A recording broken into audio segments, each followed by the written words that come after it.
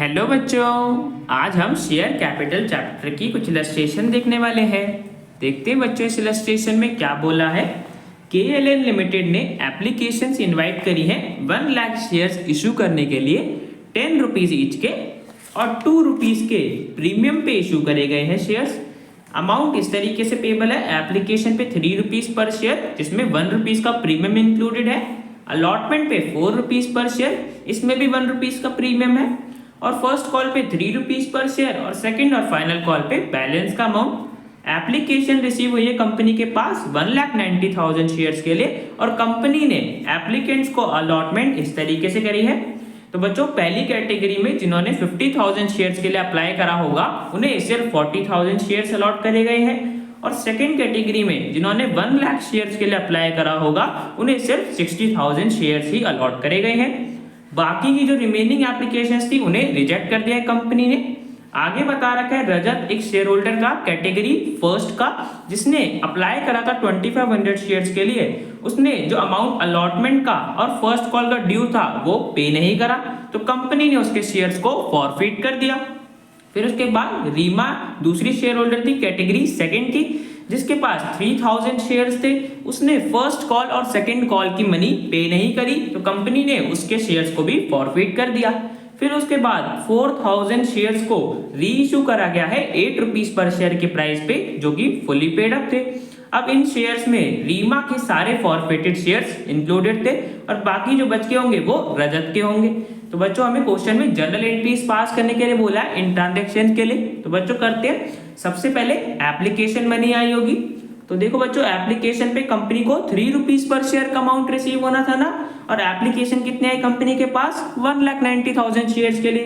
तो बच्चों application money कितनी मिली होगी 5,70,000 रुपीज। तो देखो बच्चों बैंक अकाउंट को हम डेबिट कर देंगे, 5,70,000 रुपीज की एप्लीकेशन मनी रिसीव हुई होगी और बच्चों क्रेडिट कर देंगे इक्विटी शेयर एप्लीकेशन अकाउंट को बिकॉज अभी सिर्फ मनी रिसीव हुई है, अभी हमें इसे ट्रांसफर करना है शेयर कैपिटल में। तो बच्चों अभी क्रेडिट करा है, जब ट्रांसफर करेंगे तो डेबिट कर देंगे, डेबिट कर दिया इक्विटी शेयर एप्लीकेशन अकाउंट को बिकॉज अब हमें ट्रांसफर करना है शेयर कैपिटल में। अब बच्चों देखो शेयर कैपिटल में हम किस बेसिस पे अमाउंट ट्रांसफर करते हैं, जितने शेयर्स अलॉट करते हैं।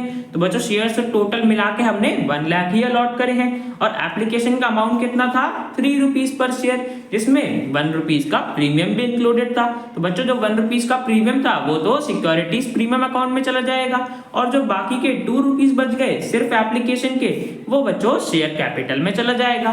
तो देखो बच्चों शेयर कैपिटल में कितना अमाउंट जाएगा 1 लाख शेयर्स पे जो 2 रुपीज बच गया था एप्लीकेशन का तो 2 लाख से क्रेडिट कर दिया और बच्चों सिक्योरिटीज प्रीमियम में कितना अमाउंट जाएगा 1 लाख शेयर्स पे जो 1 रुपीज का प्रीमियम था मतलब 1 लाख रुपीज तो सिक्योरिटीज प्रीमियम अकाउंट में हमने ट्रांसफर कर दिया।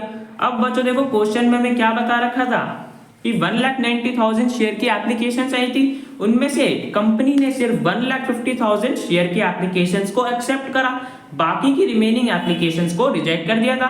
मतलब 40,000 एप्लीकेशंस को बच्चों रिजेक्ट कर दिया होगा तो जो एप्लीकेशंस रिजेक्ट करी होगी उनकी भी तो बच्चों एप्लीकेशन मनी रिफंड करनी होगी ना कंपनी को, तो बैंक अकाउंट को हमें क्रेडिट करना पड़ेगा, रिफंड कर ले। 40,000 शेयर एप्लीकेशंस आई थी उस पर 3 रुपीज पर शेयर का अमाउंट हमें मिला होगा, जिनकी हमने एप्लीकेशन रिजेक्ट कर दी तो वो अमाउंट हम रिफंड कर देंगे। तो 1,20,000 क्रेडिट कर दिया।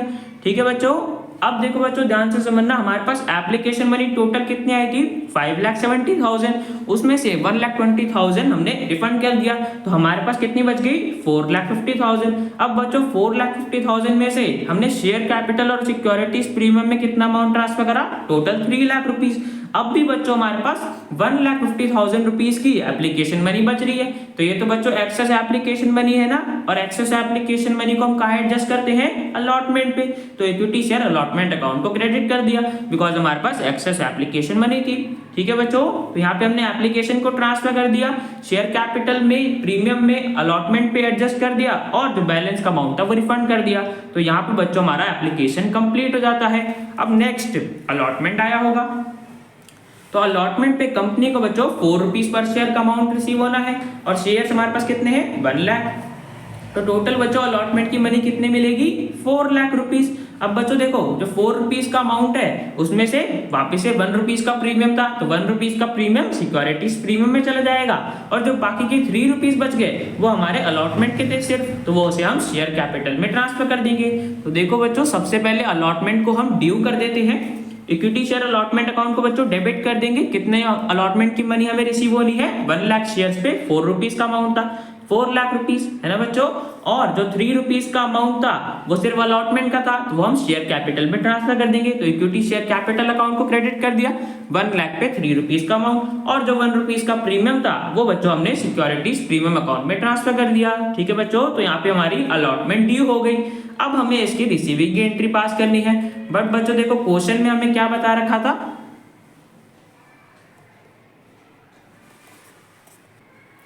कि बच्चों रजत एक शेयर होल्डर था कैटेगरी फर्स्ट का, जिसने 2500 शेयर्स के लिए अप्लाई करा था, उसने अलॉटमेंट का अमाउंट पे नहीं करा। तो बच्चों देखो सबसे पहले हमें निकालना पड़ेगा ना रजत ने अलॉटमेंट का कितना अमाउंट पे नहीं करा, तो वो बच्चों कैसे निकलेगा, जब हमें पता होगा कि रजत को कितने शेयर्स अलॉट करे गए थे। तो देखो बच्चों निकालते हैं।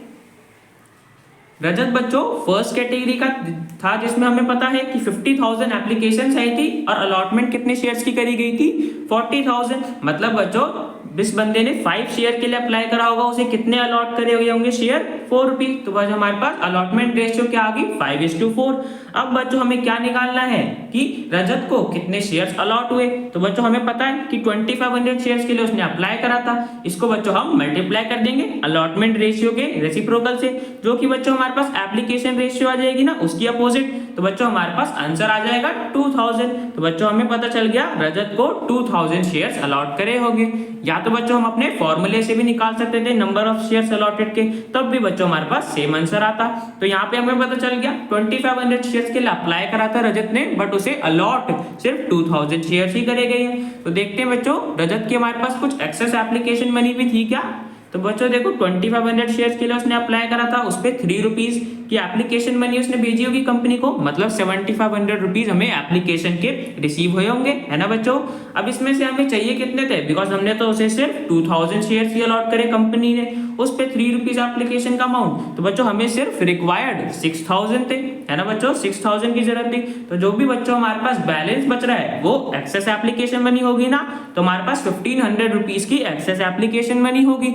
अब बच्चों इस एक्सेस एप्लीकेशन मनी को कंपनी ने एडजस्ट करा होगा ना अलॉटमेंट पे, मतलब 1500 रुपीज अलॉटमेंट पे एडजस्ट कर दिए होंगे। तो देखो बच्चों हमें अलॉटमेंट पे टोटल अमाउंट रिसीव कितना होना था रजत से, 2000 शेयर्स अलॉट हुए, उस पे 4 रुपीज था अलॉटमेंट का अमाउंट, मतलब 8000 टोटल रिसीव होने चाहिए थे।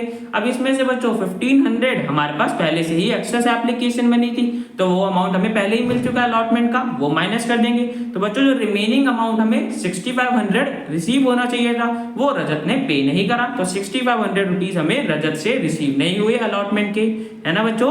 अब इसी की हम जनरल एंट्री पास कर देते हैं। तो बच्चों देखो टोटल हमें 4 लाख रुपीज अलॉटमेंट के रिसीव होने थे ना, 4 लाख रुपीज रिसीव होने थे। उसमें से बच्चों याद करो एप्लीकेशन पे भी तो हमने अलॉटमेंट एडजस्ट करी थी ना, 1,50,000 रुपीज हमारे पास एक्सेस एप्लीकेशन बनी थी जिसे हमने एडजस्ट करा था।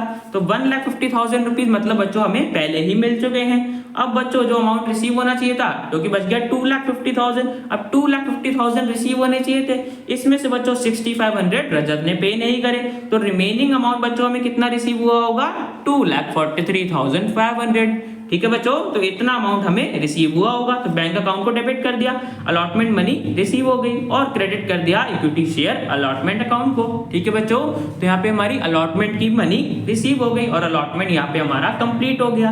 अब इसके बाद बच्चों फर्स्ट कॉल आया होगा, तो फर्स्ट कॉल पे बच्चों कंपनी को 3 रुपीज पर शेयर का अमाउंट रिसीव होना था, और शेयर्स बच्चों कितने हैं, टोटल 1 लाख। तो सबसे पहले बच्चों फर्स्ट कॉल को ड्यू कर देंगे हम। तो बच्चों ड्यू करने के लिए equity share first call account को हमें डेबिट करना पड़ेगा।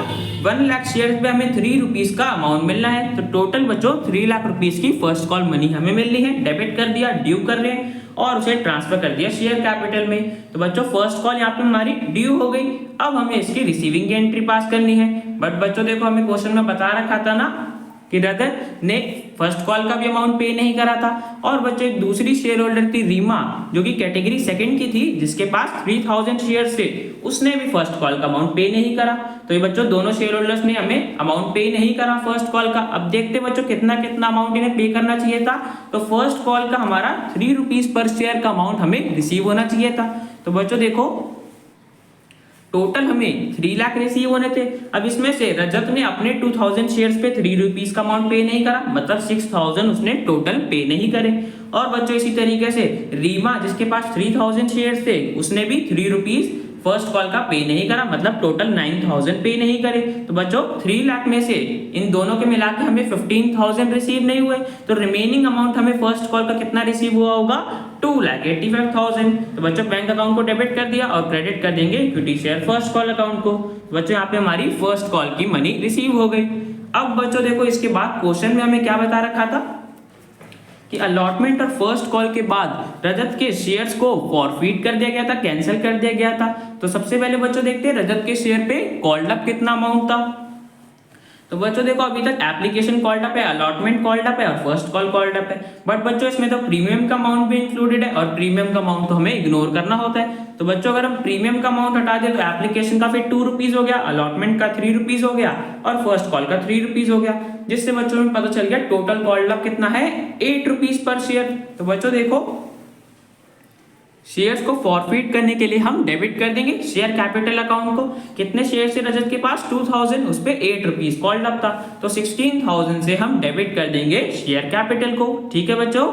और रजत ने बच्चों प्रीमियम का अमाउंट भी तो पे नहीं करा था ना, अलॉटमेंट का अमाउंट उसने पे नहीं करा, मतलब जो अलॉटमेंट पे प्रीमियम था 1 रुपीज का, उसके 2000 शेयर्स पे वो भी हमें रिसीव नहीं हुआ। तो सिक्योरिटीज प्रीमियम अकाउंट को डेबिट कर देंगे, बिकॉज प्रीमियम का अमाउंट रिसीव नहीं हुआ। ठीक है बच्चों। अब हमें क्रेडिट किसको करना है, तो बच्चों जितना अमाउंट हमें रिसीव हुआ था रजत से वो हमें क्रेडिट करना पड़ेगा फॉरफिटेड शेयर्स अकाउंट में। अब देखो बच्चों कितना अमाउंट रिसीव हुआ था, तो रजत ने एप्लीकेशन पे टोटल 7500 रुपीज पे करे थे, जो कि बच्चों हमने एप्लीकेशन और अलॉटमेंट में एडजस्ट करे थे। बट बच्चों याद करो एप्लीकेशन पे हमारा प्रीमियम भी तो था ना 1 रुपीज का, वो भी बच्चों हमने एडजस्ट करा होगा। तो बच्चों प्रीमियम का अमाउंट तो हमें इग्नोर करना होता है ना फॉरफिटेड शेयर्स के केस में। अब कितना प्रीमियम था वो देखो 7500 बच्चों टोटल हमने फॉरफिट करे, और रजत के पास शेयर कितने थे 2000, तो उस पे 1 रुपीज प्रीमियम का अमाउंट, मतलब 2000 बच्चों हमने प्रीमियम पे एडजस्ट करे होंगे 7500 पे। जो बाकी रिमेनिंग बच गया वो फेस वैल्यू पे एडजस्ट करे होंगे, और बच्चों हमें फेस वैल्यू वाला ही अमाउंट कंसिडर करना होता है। तो बच्चों रिमेनिंग अमाउंट हमने फेस वैल्यू पे कितना रिसीव हुआ होगा 5500, तो क्रेडिट कर दिया फॉरफिटेड शेयर्स अकाउंट को। अब बच्चों जो अमाउंट हमें रिसीव नहीं हुआ था अलॉटमेंट और फर्स्ट कॉल का, उसे हम क्रेडिट कर देंगे। तो बच्चों देखो अलॉटमेंट पे रजत ने कितना पे नहीं करा था 6500 रुपीज, वो क्रेडिट कर दिया। और बच्चों फर्स्ट कॉल का हमने देखा था 6000 उसने पे नहीं करा था, 2000 शेयर्स थे उस पे 3 रुपीज का अमाउंट वो पे नहीं करा था। तो बच्चों हमने रजत के शेयर्स को फॉरफिट कर दिया। अब इसके बाद बच्चों सेकंड और फाइनल कॉल हुआ होगा।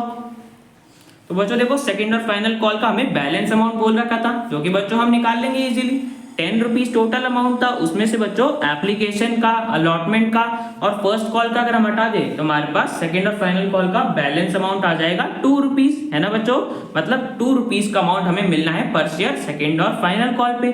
अब बच्चों हमारे पास शेयर्स कितने हो गए, तो 1 लाख तो बच्चों थे पहले, अब उसके बाद हमने 2000 रजत के शेयर्स को फॉरफिट करा, मतलब 98,000 शेयर्स बच गए ना। तो 98,000 शेयर्स पे हमें ड्यू करना है सेकंड और फाइनल कॉल को।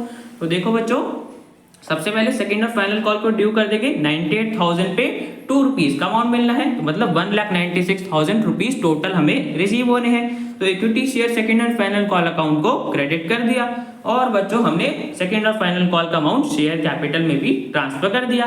तो बच्चों यहाँ पे हमारा सेकंड और फाइनल कॉल का अमाउंट ड्यू हो गया।